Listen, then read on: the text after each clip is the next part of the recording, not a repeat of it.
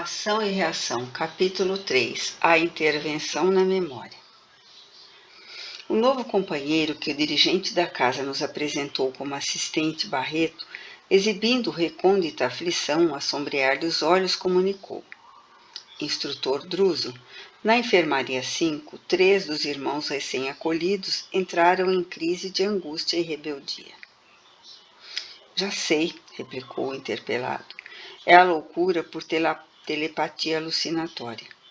Ainda não se encontram suficientemente fortes para resistir ao impacto das forças perversas que lhes são desfechadas à distância pelos companheiros infelizes.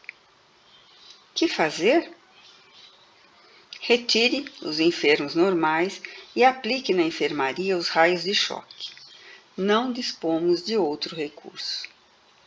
Despedia-se o mensageiro, renteando conosco, e outro funcionário já se apresentava notificando. Instrutor, a tela de aviso que não funcionava, em consequência da tormenta agora em declínio, acaba de transmitir aflitiva mensagem. 2 das nossas expedições de pesquisas estão em dificuldade nos desfiladeiros das grandes trevas. A posição foi precisamente indicada? Sim.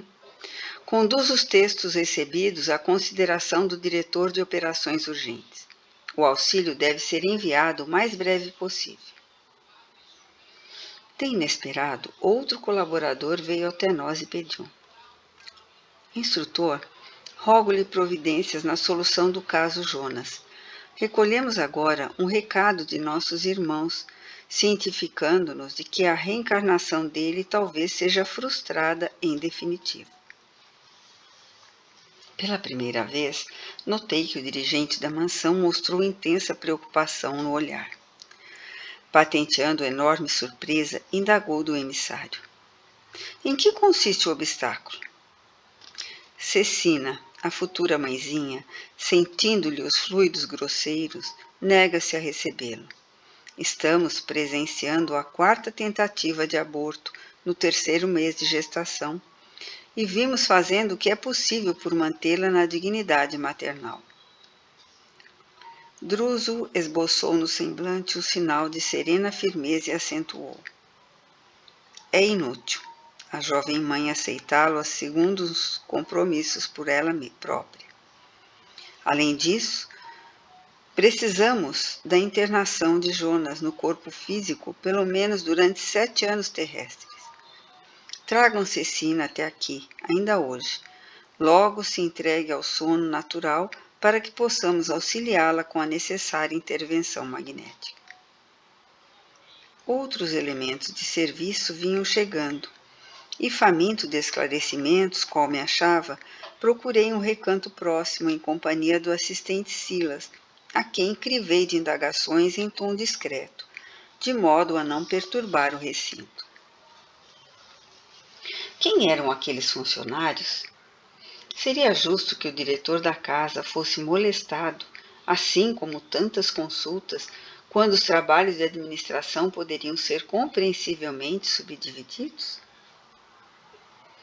O amigo deu-se pressa em elucidar-me, informando que os mensageiros não eram simples tarefeiros, mas condutores de serviço em subchefias determinadas. Todos eles assistentes e assessores, cultos e dignos, com enormes responsabilidades e que somente demandavam a presença de Druso depois de movimentarem todas as providências cabíveis no âmbito da autoridade a eles inerente. O problema não era, pois, de centralização, mas de luta intensiva. E aquele caso de reencarnação pendente? Ousei perguntar respeitoso. A casa podia opinar com segurança na solução de semelhante assunto? O interpelado sorriu benevolente e respondeu. Para que me faça compreendido, convém esclarecer que existem reencarnações ligadas aos planos superiores. Temos aquelas que se enraizam diretamente nos planos inferiores. Se a penitenciária vigora entre os homens em função da criminalidade corrente no mundo, o inferno existe na espiritualidade em função da culpa nas consciências. E assim como já podemos contar na esfera carnal, com uma justiça sinceramente interessada em auxiliar os delinquentes na recuperação por meio do livramento condicional e das prisões-escolas, organizadas pelas próprias autoridades que dirigem os tribunais humanos em nome das leis, aqui também os representantes do amor divino podem mobilizar recursos de misericórdia, beneficiando espíritos devedores, desde que se mostrem dignos do socorro que lhes abrevie o resgate e a regeneração. Quer dizer, exclamei, que é em boa lógica terrena e utilizando-me de uma linguagem de que usaria um homem na experiência física, há reencarnações em perfeita conexão com os planos infernais. Sim, como não? Valem como preciosas oportunidades de libertação dos círculos tenebrosos. E com tais renascimentos na carne, não possuem senão característicos de trabalho expiatório. Em muitas ocasiões são empreendimentos planejados e executados daqui mesmo, por benfeitores credenciados para agir e ajudar em nome do Senhor. E nesses casos, aduzi, o instrutor druso dispõe da necessária delegação de competência para resolver os problemas dessa espécie? Nosso dirigente, falou o amigo prestimoso, como é razoável, não goza de faculdades ilimitadas e esta instituição é suficientemente ampla para absorver-lhe os maiores cuidados. Entretanto, nos processos reencarnatórios, funciona como autoridade intermediária. De que modo? 2 vezes por semana, reunimos-nos no cenáculo da mansão, e os mensageiros da luz, por instrumentos adequados, deliberam quanto ao assunto, apreciando os processos que a nossa casa lhe apresenta. Mensageiros da luz? Sim, são prepostos das inteligências angélicas, que não perdem de vista as plagas infernais, porque ainda que os gênios da sombra não o admitam, as forças do céu velam pelo inferno, que a rigor existe para controlar o trabalho regenerativo na Terra. E sorrindo, assim como o doente exige remédio, reclamamos a purgação espiritual, a fim de nos habilitemos para a vida nas esferas superiores. O inferno para a alma que o erigiu em si mesma é aquilo que a bigorna constitui para o ferro bruto, purifica e modela convenientemente. O companheiro ia continuar, mas estranho ruído nos tomou a atenção, ao mesmo tempo que um emissário varou uma das portas, situada rente a nós, e abeirando-se de Druso, anunciou. Instrutor, depois de amainada tormenta, voltou o assalto dos raios desintegrantes. O orientador esboçou um gesto de preocupação e recomendou. Liguem as baterias de exaustão. Observaremos a defensiva, instalados na agulha de vigilância. Em seguida, convidou-nos a acompanhá-lo. Silas, Hilário e eu seguimos-lo sem hesitar. Atravessamos vastíssimos corredores e largos salões em sentido ascendente, até que começamos a subir de maneira direta. O local, conhecido por agulha de vigilância, era uma torre provida de escadaria helicoidal, algumas dezenas de metros acima do grande e complicado edifício. No topo, descansamos em pequeno gabinete, em cujo recinto interessantes aparelhos nos facultaram a contemplação da paisagem exterior.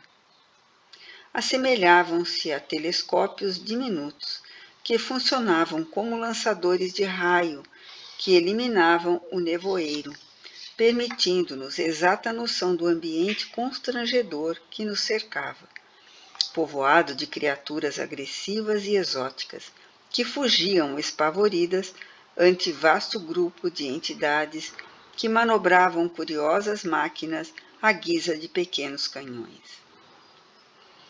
Estaremos assediados por um exército atacante? Perguntei intrigado. Isso mesmo, confirmou Druso calmamente. Esses ataques, porém, são comuns. Com semelhante invasão, pretendem nossos irmãos infelizes deslocar nossa casa e levar-nos à inércia, a fim de senhorearem a região. E aquelas equipagens? Que vêm a ser? Enunciou meu companheiro assombrado. Podemos defini-las como canhões de bombardeio eletrônico, informou o orientador. As descargas sobre nós são cuidadosamente estudadas, a fim de nos atinjam sem erro na velocidade de arremesso. E se nos alcançassem? Perguntou meu colega. De certo, provocariam aqui fenômenos de desintegração suscetíveis de conduzir-nos à ruína total, sem nos referirmos às perturbações que estabeleceriam em nossos irmãos doentes, ainda incapazes de qualquer esforço para a imigração, porque os raios desfechados contra nós contêm princípios de flagelação que provocam as piores crises de pavor e loucura. Não longe de nós, ruído soturno vibrava na atmosfera. Tínhamos a impressão de que milhares de projéteis invisíveis cortavam o ar violentamente, sibilando a reduzida distância e acabando em estalidos secos, e nos infundiram pavorosa impressão. Talvez porque Hilário e eu demonstrássemos insofreável espanto, Druso ponderou paternal. Estejamos tranquilos. Nossas barreiras de exaustão movem-se com eficiência.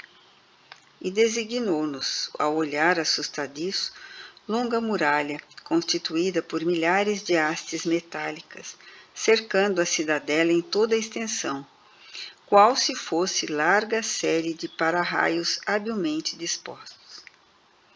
Em todos os lances do flanco atacado, surgiam faíscas elétricas a fulgurarem nos pontos de contato, atraídas pelas pontas a prumo.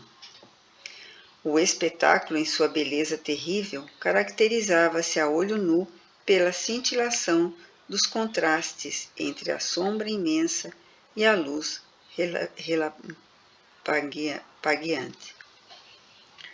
Os conflitos aqui são incessantes, disse-nos o orientador com dignidade serena.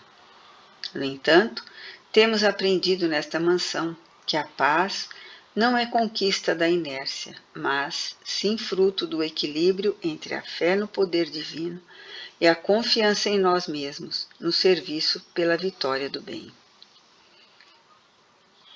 Nesse instante, porém, um servidor da casa penetrou no recinto e disse: Instrutor Druso, conforme as recomendações havidas, o doente recolhido na noite passada foi instalado no gabinete de socorro magnético, aguardando-lhe a intervenção. Conseguiu dizer algo? Não, continua apenas com os gemidos periódicos.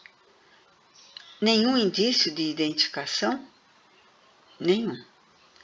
O mentor infatigável convidou-nos a segui-lo, explicando que a operação em perspectiva poderia oferecer importantes elementos de estudo ao trabalho que nos propunhamos realizar.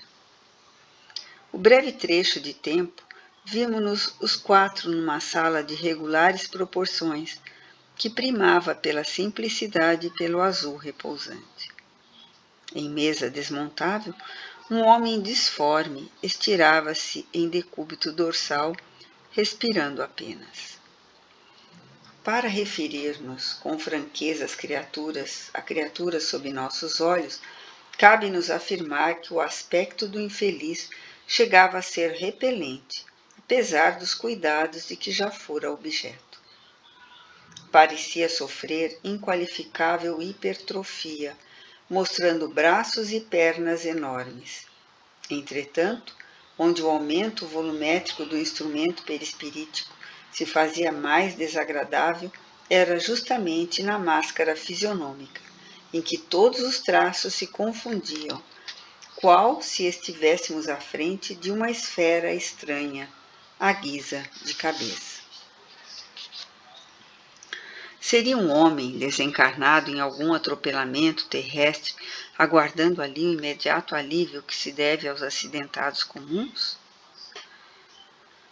Druso sentiu-nos a pergunta silenciosa e explicou. Trata-se de um companheiro dificilmente identificável, trazido até aqui por uma de nossas expedições socorristas. Mas terá sido recentemente liberto do mundo físico? Indagou meu colega, tanto quanto eu, dolorosamente impressionado. Por enquanto não sabemos, elucidou o orientador. É uma dessas pobres almas que terá deixado o círculo carnal sob o império de terrível obsessão, tão terrível que não terá podido recolher o amparo espiritual das caridosas legiões que operam nos túmulos. Indubitavelmente, largou o corpo denso sob absoluta subjugação mental, caindo em problemas angustiantes. Mas por que semelhante calamidade? Inquiriu Hilário, empolgado de assombro. Meu amigo, replicou Druso benevolente, não será mais justo sondar os motivos pelos quais nos decidimos a contrair débitos assim tão escabrosos? Modificando o tom de voz, que se fez algo triste e comovedor, aconselhou. As regiões infernais estão superlotadas do sofrimento que nós mesmos criamos. Precisamos equilibrar a coragem e a compaixão, ao mesmo nível, para atender com segurança aos nossos compromissos nesses lugares. Fitei o irmão desventurado que se mantinha em funda prostração, qual enfermo em estado de coma, e considerando os imperativos de nosso aprendizado, indaguei. Poderemos conhecer a razão da surpreendente deformidade sob nosso exame?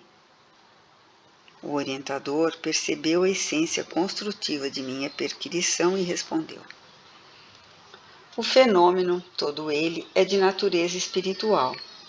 Recorda-se você de que a dor no veículo físico é um acontecimento real no encéfalo, mas puramente imaginário no órgão que supõe experimentá-la. A mente, por meio das células cerebrais, registra a desarmonia corpórea, constrangendo a urdidura orgânica ao serviço, por vezes torturado e difícil do reajuste.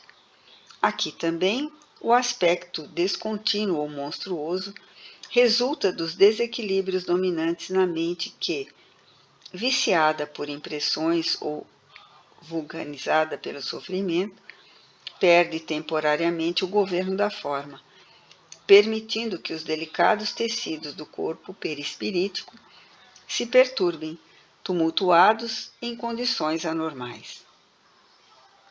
Em tal situação, a alma pode cair sob o cativeiro de inteligências perversas, e daí procedem as ocorrências deploráveis pelas quais se desempenha em transitória animalização por efeito hipnótico.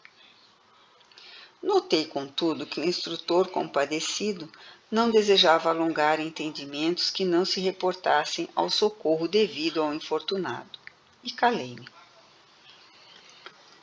Druso inclinou-se sobre ele, com a ternura de alguém que auscultasse um irmão muito amado e anunciou.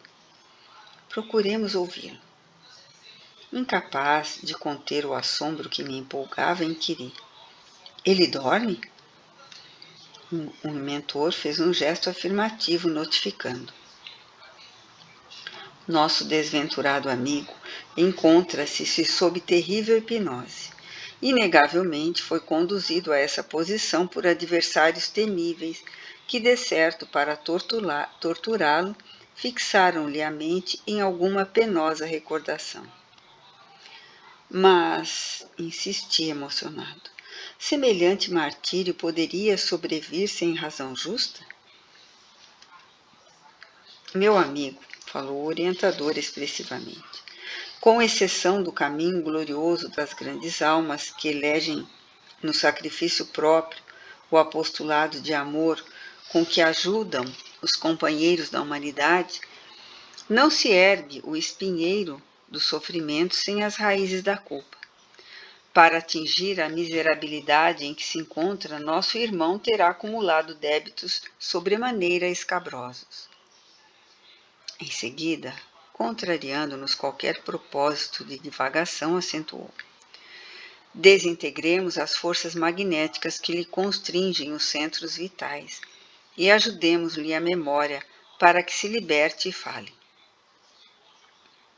E talvez porque meu olhar lhe endereçasse mudo apelo a esclarecimento mais amplo, acrescentou: não seria lícito agir à base de hipnoses. É indispensável ouvir os delinquentes e as vítimas, a fim de que, com as informações deles mesmos, saibamos por onde começar a obra de auxílio. Procurei sopitar inquirições extemporâneas e entreguei-me à expectativa. Logo após, o assistente Hilário e eu, de maneira instintiva, estabelecemos uma corrente de oração, sem prévia consulta, e nossas forças unidas como que fortaleciam o instrutor, que, demonstrando fisionomia calma e otimista, passou a operar magneticamente, aplicando passes dispersivos no companheiro em prostração.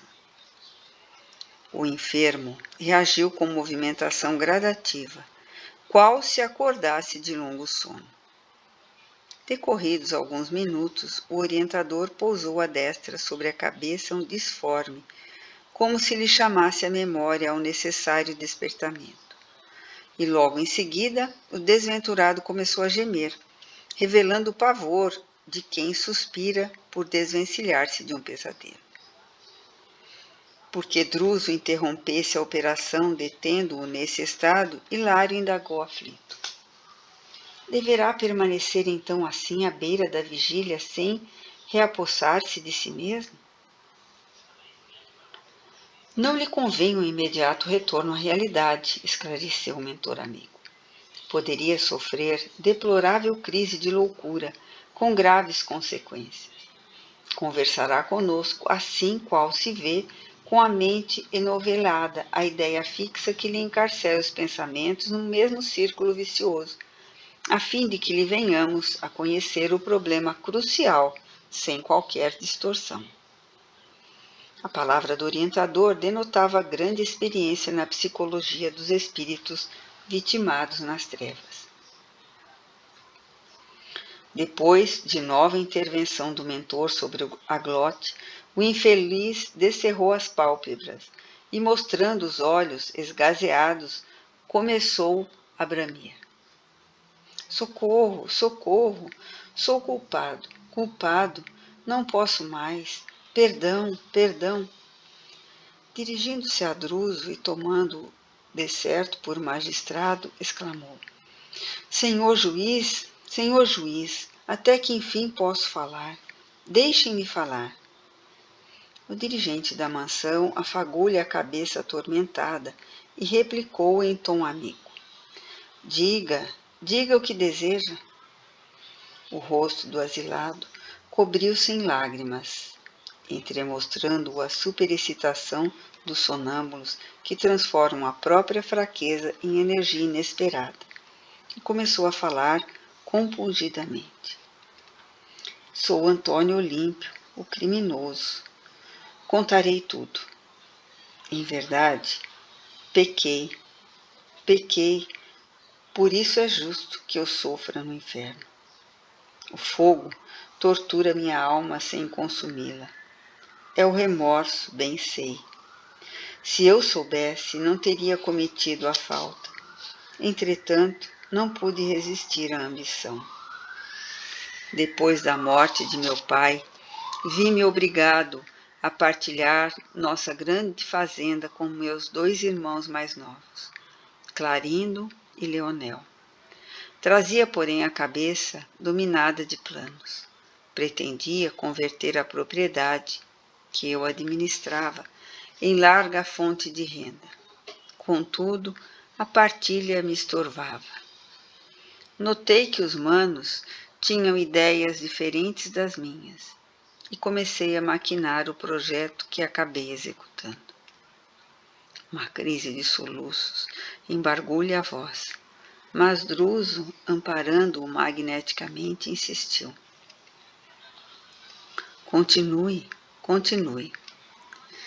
Admiti, continuou o enfermo com um acento mais firme, que somente poderia ser feliz aniquilando meus irmãos. E quando o inventário estava prestes a decidir-se, convidei-os a passear comigo de barco, inspecionando o grande lago de nosso sítio. Antes, porém, dei-lhes a beber um licor entorpecente. Calculei o tempo que a droga reclamaria para um efeito seguro. E quando a nossa conversação ia acesa, percebendo-lhe os sinais de fadiga, num gesto deliberado, desequilibrei a embarcação em conhecido trecho, onde as águas eram mais fundas. Ah, que calamidade inesquecível! Ainda agora escuto-lhe os brados arrepiantes de horror implorando socorro, mas, de nervos dormentes, a breves minutos encontraram a morte. Nadei de consciência pesada, mas firme em meus alocados propósitos, abordando a praia e clamando por auxílio. Com atitudes estudadas, pintei um imaginário acidente. Foi assim que me apossei da fazenda inteira, legando-a mais tarde a Luís, o meu filho único. Fui um homem rico e tido por honesto. O dinheiro granjeou-me considerações sociais e privilégios públicos que a política distribui com todos aqueles que se fazem vencedores no mundo. Pela sagacidade e pela inteligência, de quando em quando recordava meu crime, nuvem constante a sombrear minha consciência. Mas, em companhia de Alzira, a esposa inolvidável, procurava distrações e passeios que me tomassem a atenção. Nunca pude ser feliz. Quando meu filho se fez jovem, a minha mulher adoeceu gravemente e da febre que a devorou por muitas semanas passou a loucura, com a qual se afogou no lago numa noite de horror. Viúvo, perguntava a mim mesmo se não estava sendo joguete do fantasma de minhas vítimas. Entretanto, temia todas as referências acerca da morte e busquei simplesmente gozar a fortuna que era bem minha. O infeliz entregou-se à larga pausa de repouso diante de nossa expectativa, continuando logo após. Ai de mim, porém, tão logo cerrei os olhos físicos diante do sepulcro, não me valeram as preces pagas, porque meus irmãos, que eu supunha mortos, se fizeram visíveis à minha frente. Transformados em vingadores, ladearam-me o túmulo, atiraram-me o crime em rosto, cobriram-me de impropérios e flagelaram-me sem compaixão, até que, talvez, cansados de me espancarem, conduziram-me à tenebrosa furna, onde fui reduzido ao pesadelo em que me encontro.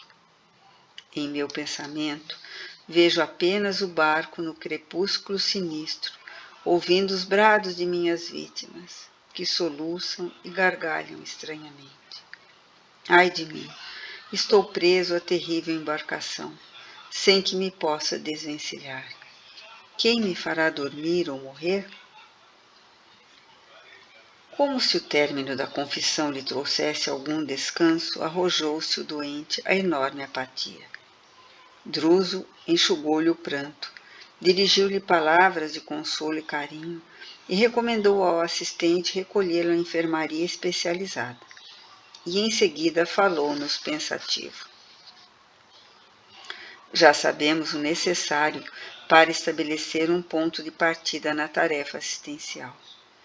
Tornaremos ao caso em momento oportuno. E acrescentou, cismativo, depois de longa pausa: que Jesus nos ampare. Não nos foi possível, contudo, aditar observações, porque um mensageiro vinha comunicar ao instrutor que uma caravana de recém-desencarnados estava prestes a chegar em acompanhá-lo ao serviço que ele nomeou como tarefa de inspeção.